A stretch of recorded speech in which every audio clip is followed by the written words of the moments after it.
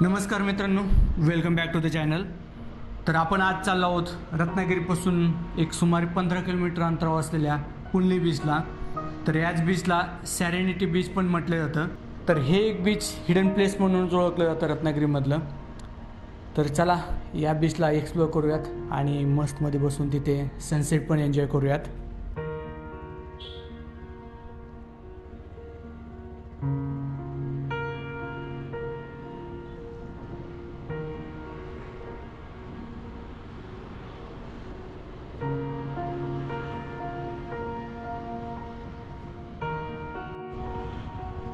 आता वाजलेले दुपारचे 2 आणि बाहेर असं कडक जोराचं ऊन पडलेलं आहे.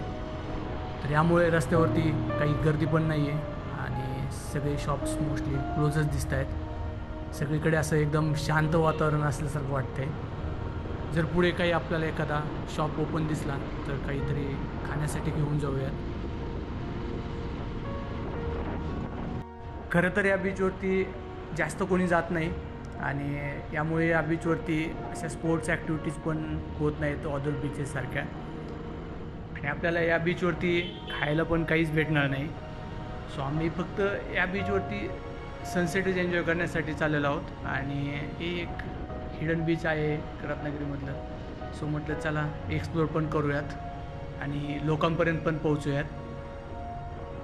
तर तुम्ही म्हणता की तुम्ही सनसेट एन्जॉय करायसाठी चाललात आणि इतक्या लवकर का चाललात.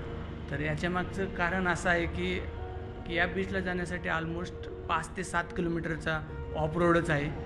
आणि माहीत नाही की आम्हाला या रोडची कंडिशन पण कशी आहे, की आमच्या बाईक शेवटपर्यंत जातील की नाही, की आम्हाला ट्रेक करावं लागेल. तर हे सगळं काय आम्हाला तिथे गेल्यानंतरच समजेल. सो आम्हाला वाटलं की नंतर उशीर होण्यापेक्षा आपण थोडं आधीच जाऊयात. थोडं अगोदर पोहोचलं तरी काही इश्यू नाही आहे. समोर आपल्याला जे राईट साईडला पाणी दिसतंय ते ॲक्च्युली नदीचं पाणी नसून ते खाडीचं पाणी आहे. पावसाळ्यात हे पूर्ण असं तुडुंब भरत असेल आणि माईट बी हे रस्त्यावर पण पाणी येत असेल. माहीत नाही इथली परिस्थिती कशी असेल त्या काळात.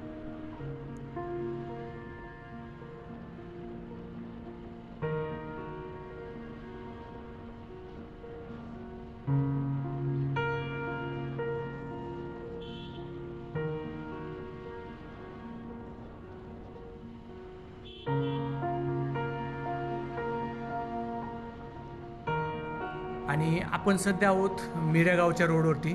तर हाच रस्ता आपल्याला मिऱ्या गावापर्यंत पोहोचवतो आणि तिथून पुढे आपल्याला तो ऑफरोडिंगवाला पॅच लागेल.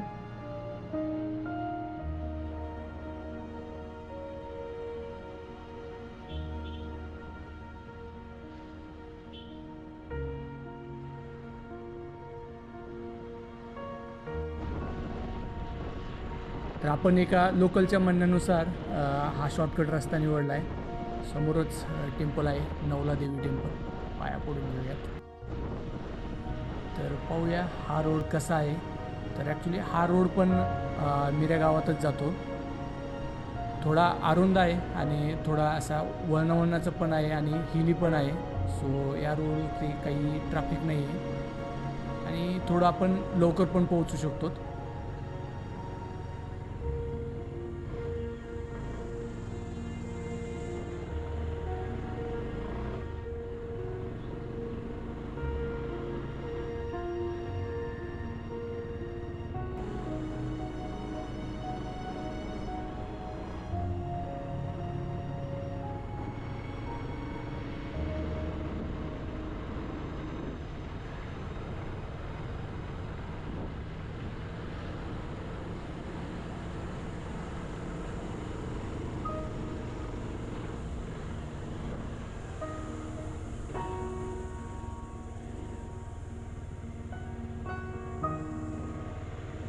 अरे बापरे, गाडी स्लिप कधी पण होऊ शकते इथं. तुम्ही पाहू शकता सगळीकडे कच पसरलेली दिसते. आत्ताच रोडचं काम झाले वाटतंय. घसरण्याचे चान्सेस जरा जास्तच इथं. सो थोडं सावकाशच जाऊयात. टाईम लागला तरी चालेल पण पडायला नको बाबा.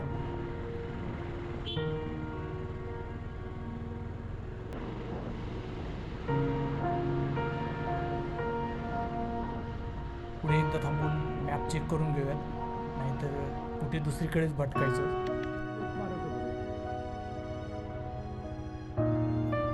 आपण बरोबरच चाललो आहेत. आता थोडं पुढं गेलं की आपल्याला हे मिरेगावच लागेल आता, आणि आपल्याला तिथूनच आता लेफ्ट टर्न घ्यावं लागेल, आणि खालून येणारा पण रस्ता आपल्याला इथे पुढेच कुठेतरी भेटायला पाहिजे.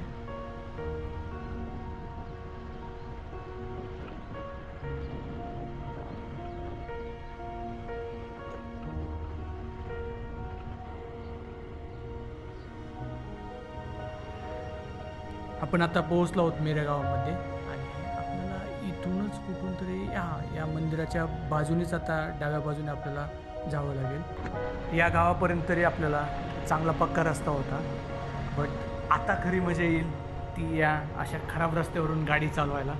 तर आपल्याला असंच ॲडव्हेंचर करत आता ऑलमोस्ट 5 किलोमीटर पास करायचे, तेव्हा कुठे आपण बीचपर्यंत पोहोचू.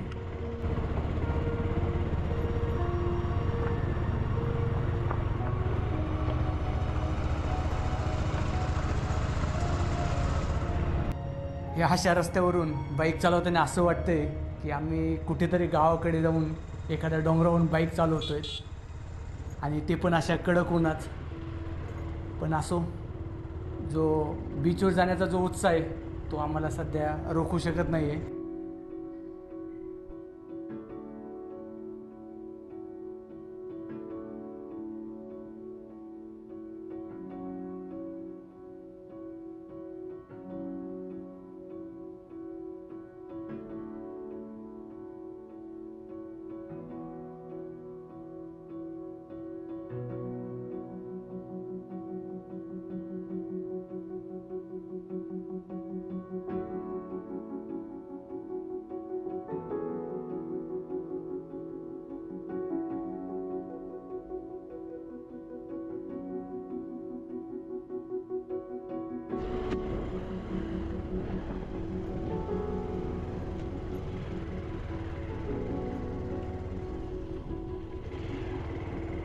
थोडं कठीणच वाटतंय या रस्त्यावरून राईड करायचं. हॅपी तर जाम वैतागला असेल, तो म्हणत असेल याच्या नादी लागून मी माझी बाईक कुठं घातली आहे, खाली जाऊनच विचारूयात. आता विचारल्यावर मला इथं शिवाय घालल तो.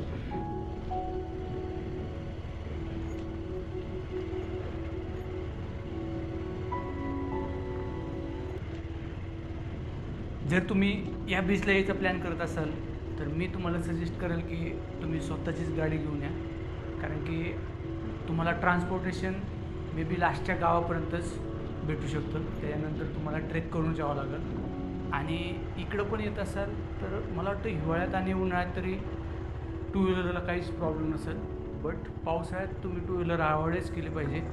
आणि 4 व्हीलर पण तुम्ही कोणताही सीझन असो तर तुम्हाला 4x4च आणणं गरजेचं आहे, कारण की काही पॅचेस इतके खराब आहेत की टू व्हील ड्राईव्ह तर गाड्या जाऊ शकत नाहीत.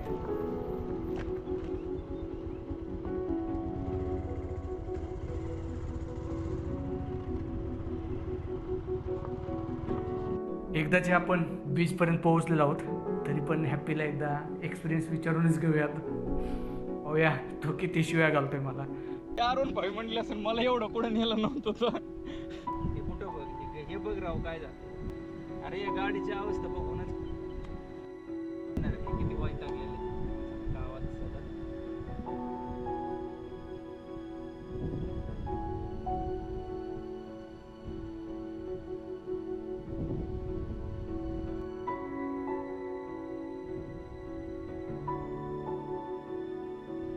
हॅपी जरा थकलायच वाटतंय, त्याच्या चेहऱ्यावरती तो थकवा स्पष्टपणे दिसून येतो आहे. ॲक्च्युली गरमीमुळे आणि थोडं ऑफरोडिंगमुळे त्याला थोडा त्रास झाला आहे, तो साहजिक कुणाला पण होणार. सो म्हटलं चला त्याला थोडा वेळ आराम करून देऊयात, आणि मी पण थोडा बीचवरती फेरफटका मारून पाहतो. सध्या तरी आम्ही या बीचवरती दोघंच आहोत.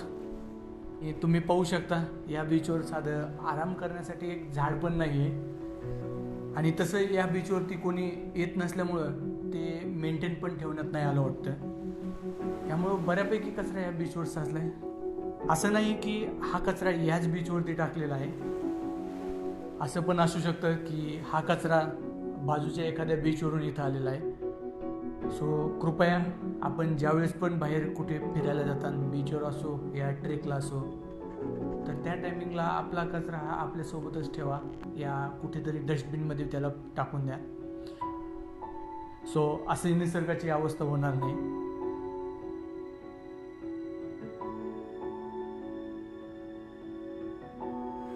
ही होती बीचची एक बाजू.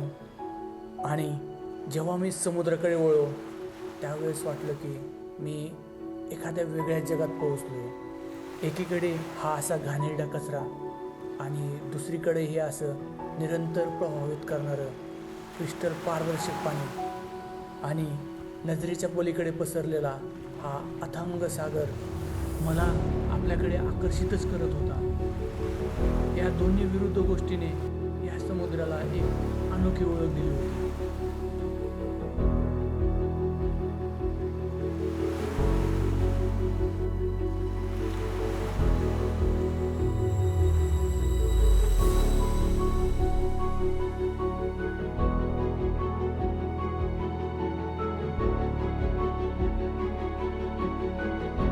बराच वेळ बीचवर फेरफटका मारल्यानंतर मला बीचवर 2 जण येताना दिसले आणि मी त्यांच्याजवळ गेल्यानंतर मला असं समजलं की ते दोघे पण इथले लोकलचेच आहेत आणि छंद म्हणून ते दररोज इथे मासे पकडायला येतात.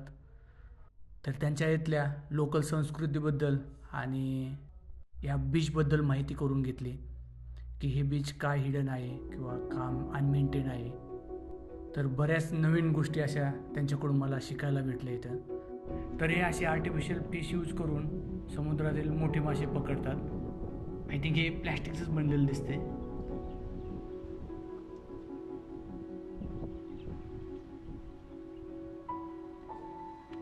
रेट हा 20-30 सिंगल बेड. इकडे मोस्टली शेती हेच असेल मग आंबा आणि काजू. हां बघा आता मध्य गेल्या वर्षी काय विषय झालेला, इकडं 3 इंची रत्नागिरी ते टाकायचे आणि पॅक करायचे. म्हणजे नाव रत्नागिरी दिसत ना. Right right. मग असं वाटायचं की हापूस आंबा रत्नागिरीचाच आहे.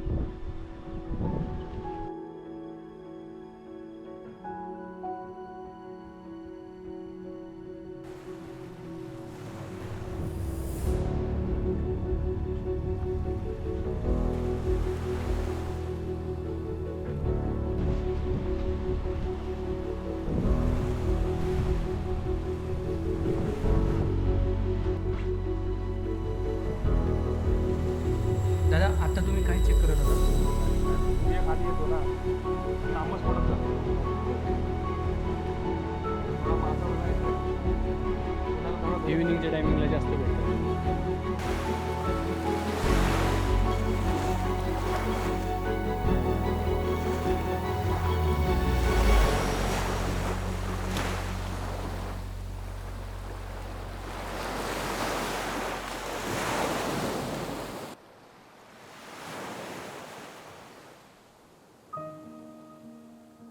दिवसाच्या कालांतराने बीच बदलला आणि सूर्य मावळू लागला होता. तसंच समुद्रकिनाऱ्यावरती सोनेरी चमक पण पसरायला लागली होती. अगदी हॅपी पण आनंदात धावत येत होता आणि ते पाहून मनाला थोडं बरं पण वाटलं मला. आणि नंतर आम्ही दोघांनी पण बाईक काढल्या आणि आलोत परत डोंगरावरती. आणि तिथून असा सूर्यास्ताचा सुंदर दृश्य पाहण्यासाठी आम्ही परत निघालो बीचकडे. ऑफरोडिंग करताना एकीकडे असा समुद्र आणि दुसरीकडे असा सूर्यास्त, ते पाहून दिवसभराचा कंटाळाच निघून गेला.